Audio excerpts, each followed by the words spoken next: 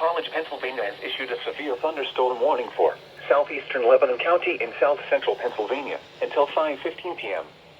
At 4:48 p.m., a severe thunderstorm was located over Shaferstown, moving northeast at 25 miles per hour. Hazard, 60 miles per hour wind gusts and penny-size hail.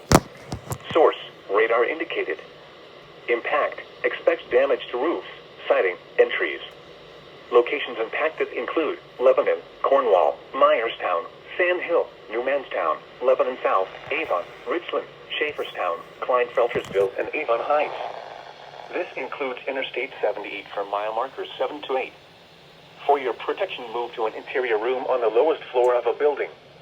Torrential rainfall is occurring with this storm and may lead to flash flooding. Do not drive your vehicle through flooded roadways. Repeating, a severe thunderstorm warning has been issued until 5:15 p.m. for the following county: Lebanon, Pennsylvania,